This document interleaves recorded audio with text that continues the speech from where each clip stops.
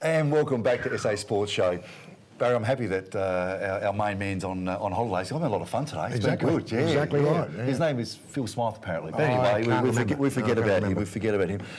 But I tell you, next guest, hilarious. Brilliant. You know, I've done a little bit of work for Vegas Promotions. But Terry, welcome.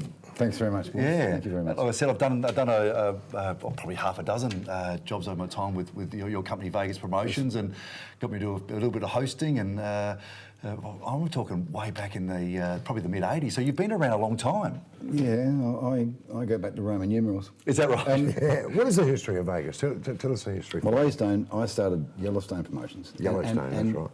Let's make this quite clear. People think I just do speakers and comedians and stuff like that. Yeah. Our main thing is bands, floor shows, singers, DJs, karaoke, everything to do with entertainment. Yep. Right? That's our main stuff. Yeah. You know, but you did a lot for us back in the... You sort of dropped off the radar with me. Yeah, I've done a lot during the 80s, and then you sent me to a sportsman's night, which I thank you, and I will thank you now, to the White Horse Inn, and I think it would have been mainly bikies in the crowd, and Jacko was there, and there was... Jacko sort of gave it to a heckler, and he gave it back, and I'm seeing bikies standing up, and I thought, I'm getting out of here, and I actually snuck out the kitchen, and I left. Because I had a state game in 2 days' time. I thought, I can't deal with this, you know. But I had a lot of fun. We had some great... You two are going to rip him a bit, not because I did that to you. Yeah. I've done a lot with Barry over the years, but the main thing we did, Barry did all the tours with me with Chopper Reid. I looked after Chopper Reid for 15 years. And Barry did the comparing. Yep. And we went all over the countryside. And if I ever write a book, they were some of the funniest, best days, because Barry's got a great sense of humour. And we had another comedian with us called Rich Neighbourhood, who we called Barry's son, and Chopper. And we went to Roxby Downs, we went everywhere and laughed. I've never laughed so much in my whole life. So Chopper was a funny guy? No. No, okay. You just had a lot of fun, and he just done the serious stuff. Chopper was an amazing character. I was driving with him one day. He'd go to sleep at the lights and then wake up. He'd eat cream cakes for lunch. I said to him one day, I said, do you know anything about poetry? I said, do you know about Shakespeare? And he could quote verbatim Shakespeare. He was unusual. He was intelligent. He was slightly autistic. Yeah. But he'll tell you, he's a different bloke. I mean, I miss Chop now, he said. He was a good bloke, wasn't he? Yeah, well, I missed the tour. And you also look after Sam Newman, which you have for many, many years. I mean, what a character. I mean, you know, his rise to fame was very quick on that, you know, Channel 9 sports show. I've obviously done a lot of media beforehand, but wow, you took him to the top of the tree.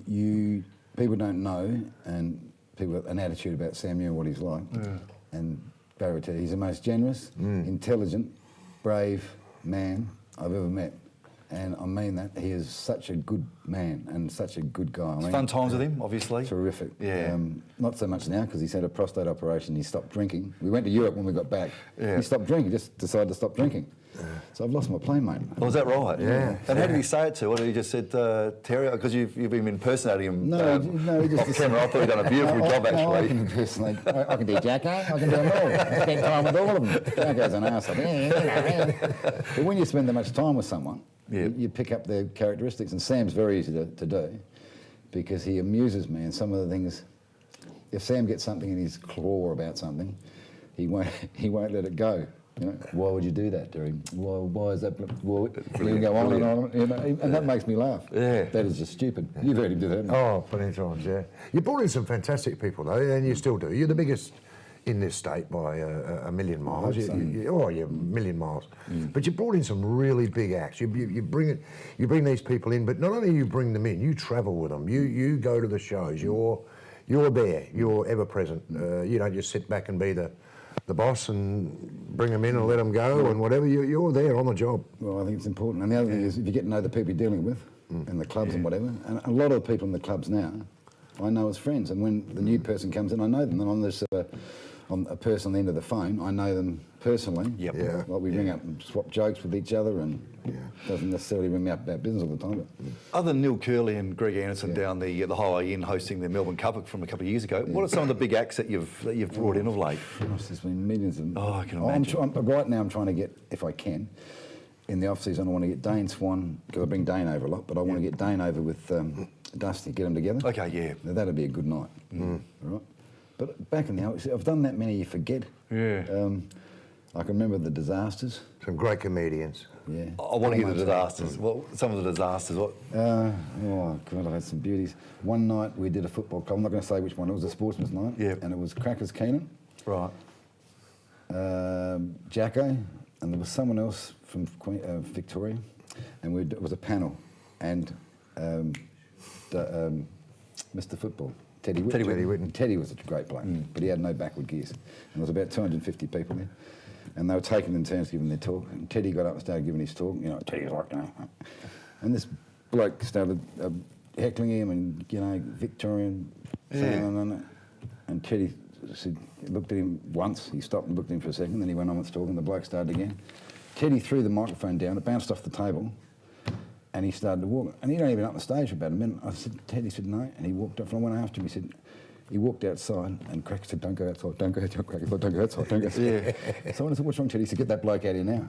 And the bloke was a ruckman. He was a big bloke with tattoos, you know, huge, 6'6". And I said, Teddy, he said, get him out here now. He said, if he doesn't come out, I'm not coming back in. So I went back in, I went over to the guy. He was a big bloke too. I said, Teddy wants to see you in the car park. Why? I said, you might Upset him a little bit, He yeah. was twice as big as Teddy, but Teddy was going to rip him to shreds.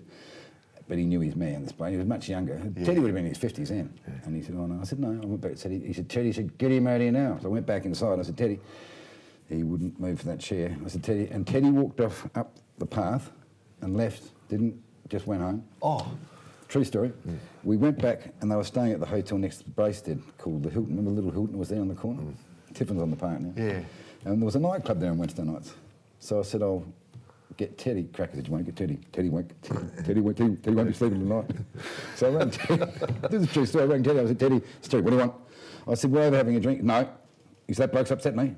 I said, Ted, you know, you imagine if you stood him on a football field. Yeah. He wouldn't come and have a drink. Cracker said, no, he'll carry that tomorrow morning. Is that right? Well, you imagine if you give him a clip around the ears when you're playing football. Yeah. And this is just a guy in the crowd. Another one was a girl who was the Queen of Pop. I can't remember her name. She was the Queen of Pop 9 times. She ended up getting into the drugs. Oh, yeah. What was her name? Was it Alison Durbin? Silver Black. No, it was Alison. No, she plays for Port. She plays for Port Adelaide. Anyway, she was 17. I think it was her. Anyway, 1,500 people, big show. Came along, did the rehearsal. Fantastic. Yeah. Her husband at the time was an ex Victorian or New South Wales boss of the drug squad, retired, nice bloke. Did the rehearsal, fantastic rehearsal, great. That night, her MD drove over. I got down there, we all drove down together about 7 o'clock. She wasn't going to about 9 o'clock. I went in to see how things are going, and I got caught by her husband, who was his manager in the doorway, and he wouldn't let me in, all right? In the meantime, she's gotten through and got on stage, like the show started. So I thought, I want to go out and see it. And he kept talking to me, we've got to do more work. I said, no, I've got to get, you know. Yeah. Not good. Not good. By the time she came out on stage, she started singing a song. She sang about 3 verses. She started crying. She said, I love this song. She went over, she got her arm around the keyboard player, whispering to him. The crowd got listening. Her husband wouldn't let me. Then she disappeared after about 5 minutes into the crowd. You could hear her voice. She had a raving mic, and she's sitting on someone's lap telling them about it, and the band went like this. Oh, no. Yeah, and I'd already paid them. Wow. Oh, really? You already paid him? That was probably the worst night I've ever had. Right. Then I went 3 months later, I saw that she was found in a drug den in the toilet. She was a big star. Yeah. Obviously the marriage went belly up. Wow. The MD brought over the drugs, obviously heroin. She was completely off her track. Are you still enjoying it? It's been a long time. You're still enjoy loving it them. because you bring fantastic people together. You know, as you know, as on the stage, and you still draw big crowds. You know the right people to get at the right function. That must be a key. The things that I enjoy most about the business is, and we do the big stuff at the convention centre. But I love going to the country. I love the footy clubs. Yeah. They're the best nights because they're normal. When I say normal people, that's not fair. They're knockabout people. Yeah. Girls cook up a pig on a spit. They're just good nights, aren't they? Yeah, they are. Yeah, they are. You know, I agree. just down to earth people. I love that much better. And you don't have to. You're more relaxed. Yeah. Whereas you do the big gigs, you know, everything's got to go at the right time. But Vegas Promotions just been, been a real icon for South Australia and Australia, really. I mean, the success you've brought to a lot of people out there and engaged some of our greatest sporting heroes and entertainment. You've got to be congratulated. Fantastic, absolutely fantastic. We got off the point. I started Yellowstone Promotions. That was the biggest agency in town. Sold it. Had 4 years off. Yeah. And then 20, 30 years ago, the guy who owned Vegas Promotions asked me to join him, and they were just a little agency when I joined. Yeah. And now, big. Yeah, but I'm getting a bit long in the tooth these days. No, you're doing a wonderful job. Keep it up. Former Cleo Bachelor. I was going to bring it up, but I thought, Adelaide's oldest teenager. Yeah, I didn't. The Adelaide oldest teenager. Win it. You know who won it? Dermot's won it twice. Dermot, he's a mate of mine. Yeah. No, Dermot. Dermot. He rode his motorbike. Yeah. Do you know the year that when I was in it, the Packers were in it, and the Murdochs, the names. These days it's finished now, but they used to have, a Storman from Port Augusta and PY. The year I was in it, have a guess who won it. You'd never guess who won it the year I was in it. No. Plucker Duck. Oh. I got beaten by Plucker Duck. Now, no one even know what he looked like. Plucker Duck. Plucker Duck won it. No, the guy that plays Plucker Duck. Yeah, he won it. Who was he? You know, Plucker. Plucker, Mr. Duck. You got beaten by a duck. Beaten by Plucker. Yeah, I was out for the duck. Yeah. Terry, thank you so much for coming thanks in. for having me. Just a brilliant South Australian, and we'll be back after the break. Thanks.